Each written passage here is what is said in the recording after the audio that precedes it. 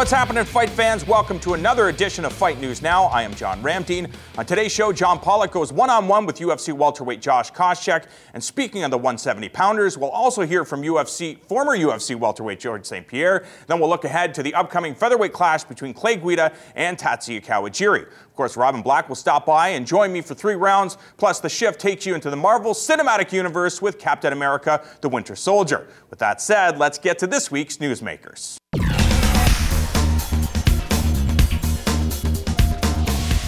UFC welterweight Josh Koscheck recently stopped by the FN studios, and John Pollock had the chance to catch up with the former NCAA Division I wrestler who tells us what he attempts to accomplish in his career following the 2 pending bouts on his contract. You've recently stated you have 2 fights left on your UFC contract. You're going to see those 2 fights out.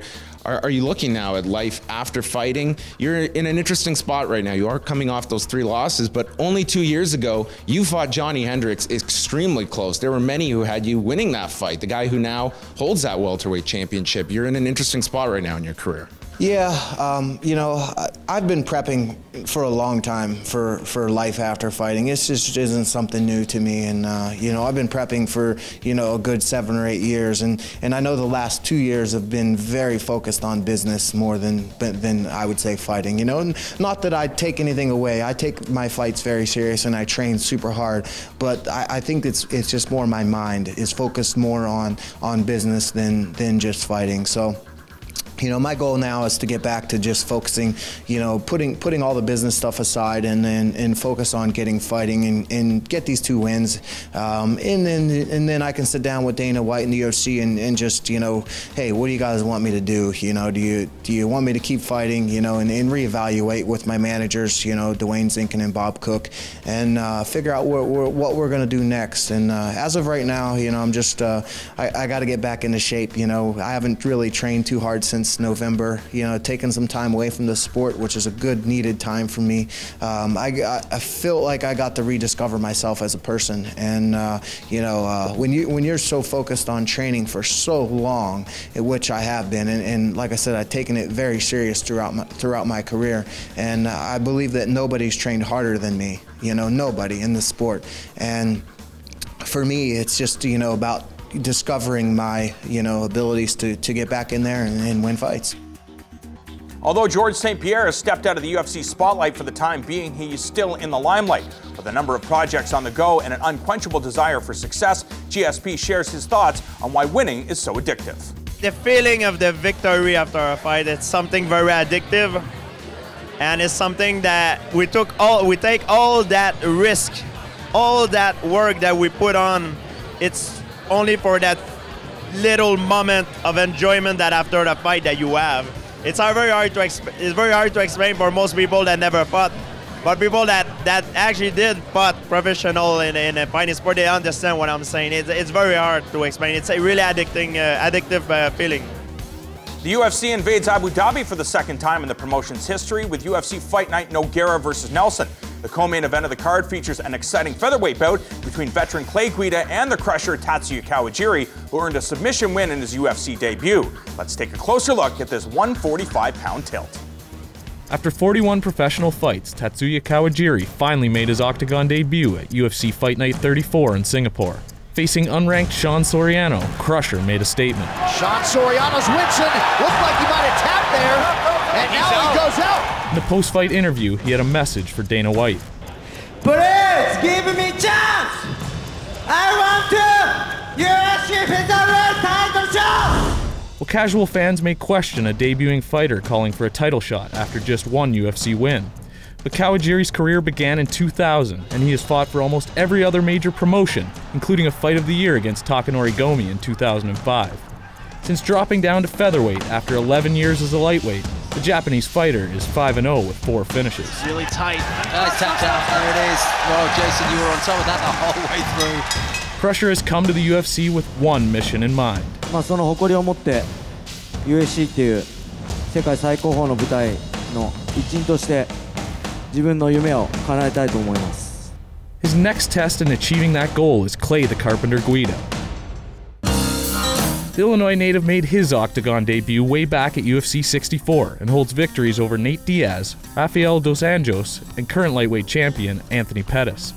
However, he has gone just 1-3 in his last 4 fights. Guida's blue-collar, never-quit attitude made him a fan favorite for most of his UFC run, but an elusive game plan against Gray Maynard at UFC on FX4 caused some fans to turn their back on the Jackson Winklejohn fighter. Some goof put in his head that running around circles might win in the fight, and they were dead wrong. Both fighters have strong wrestling bases which could cancel each other out. On the feet, Kawajiri has the definite power advantage, but the Carpenter has the definite edge in speed. We know my gas tank, it's going to be above full, and we'll be ready to go 3 rounds hard and exciting pace, and really, take him into deep water and see what he's made of. The third installment of The Ultimate Fighter Brazil has already delivered its fair share of drama. Most of the credit goes to the season's coaches Vanderlei Silva and, of course, the outspoken Chael Sonnen. We caught up with Sonnen, who tells us why he finds grudge matches so intriguing. I think it is more fun when there is a legitimate personal feud. Now, the UFC, the reality is they draw record numbers, even if the guys like one another. I know as a competitor that I do prefer it when it's legitimate and I want to fight the guy. And I think everybody listening to this can relate. I think everybody listening who works in an office or somebody they work with, they go, man, I just wish I could fight that guy. It's like a fantasy. In my line of work, you can. I got a guy in the office, too, named Vanderlei Silva, and I want to drag him outside and beat him up. And on May 31st and only on Fight Pass, I will. As mixed martial arts continues to grow, so does the amateur mixed martial arts scene. However, there are still some pockets that need amending when it comes to the regulation of the sport. I caught up with UFC's Darren Cruikshank and Kevin Lee, who weigh in on their thoughts on the state of amateur mixed martial arts in Michigan. Michigan amateur MMA is the Wild West. We don't have a commission that says rules and legislation and everything like that. So basically, promoters that are putting them on get to make up their own stuff. I mean, some promoters are tip top. They have medical people there. They have everything that a pro show would have, other than an official commission. And then there's other shows where it's in a barn or a bar, and it's like an organized street fight. Some promoters allow elbows, some don't. It's pro MMA with 3-minute rounds, and I mean, there's good sides to that and there's bad sides to that. Guys get experience, but at the same time, it's not regulated. It could definitely use regulation. It's pros and cons, but there's things to work on too. When I was fighting amateur in Michigan, it was basically a pro fight, other than I didn't get paid. Some shows I was able to elbow people. Basically, it was 3-minute rounds instead of 3 5-minute rounds. I was 8-1 as an amateur. And in Michigan, you get guys that are fighting 40, 50 fights before they turn pro. And I feel like, people are just kind of using them for that too. UFC heavyweight Travis Browne has been on a tear over the past year, collecting knockout wins over the likes of Gabriel Gonzaga, Alistair Overeem, and Josh Barnett. The confident Hawaiian feels that a win over Fabrizio Verdun will give him a shot at the title, and he doesn't care if he has to face Velasquez in the United States or in Mexico. I am winning April 19th, there's no doubt. Going into Mexico, fighting a guy like Kane is the shit that I live for. This is what I do. I'm willing to go into somebody else's territory and go get into a fight. Because I'll tell you what, the cage, the octagon doesn't change. The UFC lightweight title will be on the line at the end of the year when champion Anthony Pettis looks to defend against challenger Gilbert Melendez. The two will also square off as coaches in the 20th season of The Ultimate Fighter, and Pettis stated that when the time comes to step into the octagon, he'll be looking for the knockout. I'm not going to take him down. I'm probably going to knock him out. Now, Gilbert's it's going to be a good fight. I'm excited to coach the Ultimate Fighter. It should be a fun show, and I'm not a wrestler, so I'm looking for the knockout. I'm a smart fighter. I don't get into crazy fights. I barely get hit. I think in all my fights, I might have got punched like 3 times, so I try to stay away from brawling. I'm more of an intelligent fighter. I'll let him do that, and he'll run into my fist or my shin. Right now, I got Melendez next, coaching the show, healing up my injuries. I had some injuries I had to take care of, so once we get through Melendez, we'll worry about Jose Aldo. Stick around, because after the break, I'm going 3 rounds with Robin Black, and we still have lots more coming your way on Fight News Now.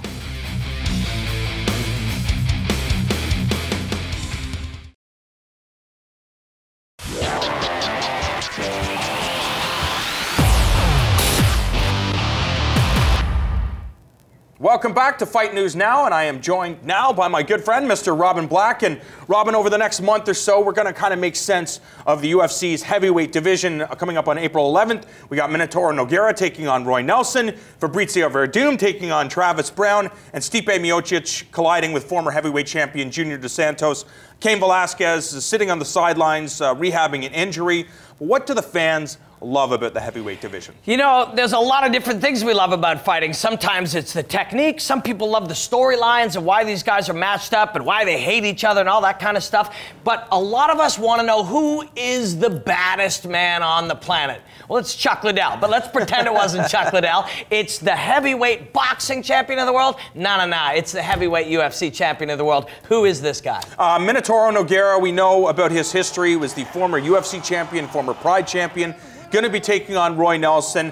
We know that Roy Nelson has a black belt in Brazilian Jiu-Jitsu. Renzo Gracie himself gave it to him, but he's known primarily for his knockout power. He loves to stand and trade with guys. He can take a punch. Is Roy Nelson the man that sends Minotauro Nogueira into retirement? You look at all the fights Nogueira's been involved in.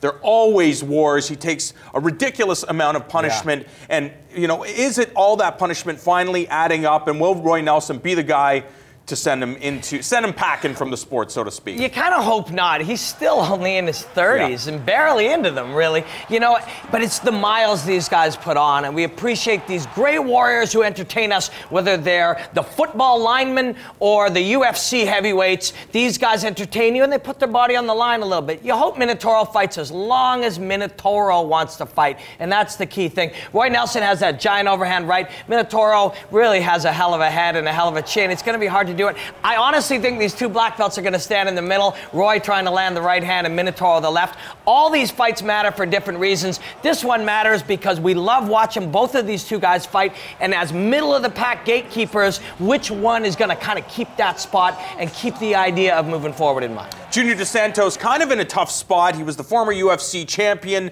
beat Cain Velasquez in quick fashion. However, was not able to recapture the UFC heavyweight title.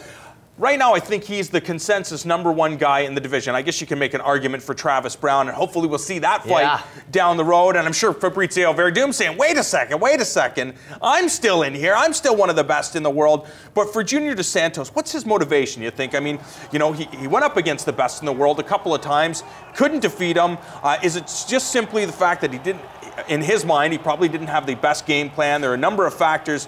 He thinks if they fought again, he would become the new UFC champion. He's wrong. He would not become the UFC champion. And the word on this guy is he's a great human being, and everybody loves being around him. They love him as a person. But not everybody has the best things to say about the way he approaches his training. You know, for his last time that he fought Cain Velasquez, they brought some real legitimate heavyweight wrestlers in down for him to train with so he could work the wrestling game. What did the guy do? He beat them up in the gym on the feet and sent them home. That's just not the right approach. The guy's got great hands, great footwork. People love this character, and you want to see him do well. But that little hole in the game, he's a good wrestler. He's solid on the ground, but you have to be great everywhere if you're going to beat Cain Velasquez. I think he's going to look great coming up here, but, you know, I don't know if he can beat Cain now. This is a huge opportunity for Stipe Miocic. We know he has great hands, but he also has a wrestling background. Will he decide to stand and trade with Junior Dos Santos, considering the heavyweight title kind of hangs in the balance? Will he try to entertain, or will he use his wrestling background to try to put the fight down to the ground? However, that's easier said than done. Junior Dos Santos has stellar takedown defense. I mean, sure, Cain Velasquez did it, but he's one of the premier wrestlers in the heavyweight division. This fight makes sense for a lot of real good reasons for everybody. And please don't get me wrong. I'm not anti-Junior Dos Santos. I'm a fan. You just want to see that guy improve this. So what is Stipe Miocic for him potentially? A test. A test. Can he stop his takedowns? Can he show, hey, I've made steps getting closer to be able to deal with Cain Velasquez in that department. For Miocic, I think take this guy down, put him on the ground, see how he handles elbows. He also had a tough time on the fence with Velasquez because that's extremely exhausting. But nobody's got a pace like Cain Velasquez.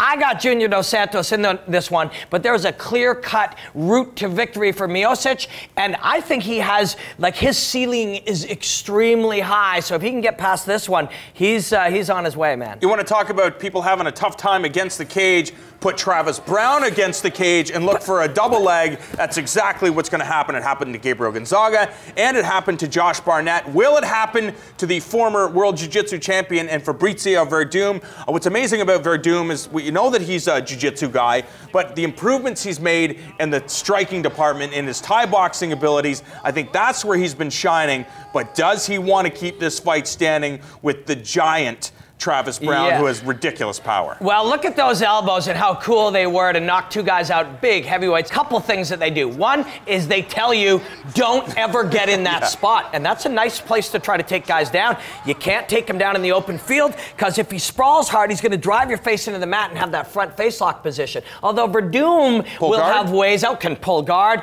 That wouldn't be the worst idea, although you don't want that big Hawaiian elbow you in the face. This is the marquee matchup. This is the one that's going to matter. Somebody does the right, makes a big statement, has a big night, they're the next guy for sure. I love this fight, man. For Verdum, watch for him to try to use some striking, especially in that first round. You gotta make Brown believe that you're willing to stand with him if you're gonna set up some takedowns. Now, when you look at the other guys in the division, you mentioned Stipe Miocic in the past, Stefan Struve, who has a win over Stipe Miocic. We also have Josh Barnett in the mix, Alistair Overeem in the mix, and Frank Mir, all in there, Bigfoot Silva and Mark Hunt. When you're looking at the heavyweight division right now, what do you think the UFC's best option is in terms of, all right, let's try to create a path here. Let's try to figure out who is next in line for the heavyweight title, especially considering what happens if Cain Velasquez isn't ready at the end of the year. For sure, but that's what we're working out right now. I mean, in some ways, you can imagine them loving the idea of Miocic versus the big Hawaiian. But on the other hand, if it doesn't work out that way, Verdum has the fans from Brazil and the Brazilian Jiu-Jitsu fans. So in the UFC, for the UFC, it all kind of works out for them. And they're adding heavyweight talent now, younger guys to kind of fill in that bottom. Never been a better time to be a fan of the heavyweight division in the UFC. Don't change that channel. When we come back, we have The Shift and the viral video. You do not want to miss it. Oh, I forget, you did need me a few times, Greg. You need me in the face a couple times and pulled my hair once or twice, too. It's a fight, man.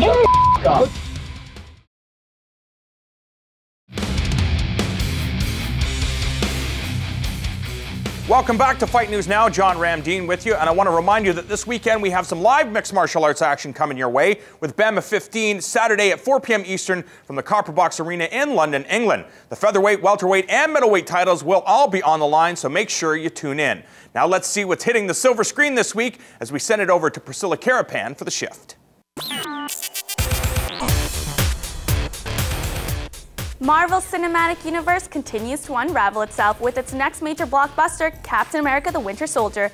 Black Widow and the Cap bring you the action in this sequel, plus we'll get introduced to the Falcon, a potential Avengers candidate.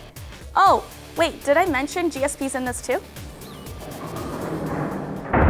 Most of the intelligence community doesn't believe he exists. The ones that do call him the Winter Soldier. He's a ghost. We all know that this is sort of a special franchise. Tell him I'm in pursuit. The organization that, would make sense for him to work for, SHIELD, is a complicated organization that deals in grays. To build a better world sometimes means tearing the old one down. Thought the punishment usually came after the crime. And that's not really who Cap is. So he winds up working for SHIELD, but he's at real conflict with Nick Fury about how the organization should be run and why he's doing what he's doing. SHIELD takes the world as it is, not as we'd like it to be. This isn't freedom. This is fear. Captain America's still not real, sure about how we run things or how the government has intruded into everyone's lives. So he's having his moment. So we're trying to bring him into an understanding of what's going on. He's fast. We've always dealt with this idea of brainwashing. Strong. We've always had these ideas of what a Manchurian candidate would be. Had a metal arm. Creating a super soldier and sort of like healing quickly. We're going to neutralize a lot of threats before they even happen. Bucky in the first movie was, he had flaws and he had sort of tendencies that he hadn't worked out, and he was questioning sort of why he was going to war and why he was fighting. So anyone can sort of end up a darker version of themselves. The price of freedom is high, and it's a price I'm willing to pay. combines machismo with a level of morality, which can be very difficult. Looks like you're giving the orders now, Captain. Damn right. On this film, I think we really get to show Cap stepping up to fighting a bit more. You know, I think, especially after Avengers, you see how amazing everyone on that team is and what they bring to the table. Cap needs to offer more than just a few good punches and kicks. I think when you have two guys who are really fighting each other, you know, it brings that authenticity to the film. It brings a grittiness. It brings that realism. The secrets that are revealed that you haven't seen before. Bring on Cap 3.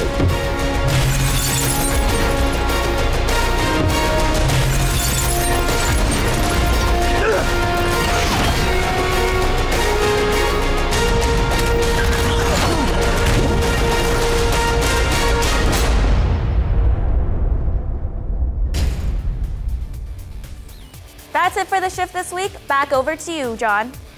Thanks so much, Priscilla. Well, it's that time again where we check out what the web has to offer, and this week's viral video takes us behind the scenes of UFC on FX4. Oh, I forget, you did need me a few times, Greg. You need me in the face a couple times and pulled my hair once or twice, too. Hey, guys. Remember, you pulled my hair, dude. Remember? Guys, hold it with respect. You got it.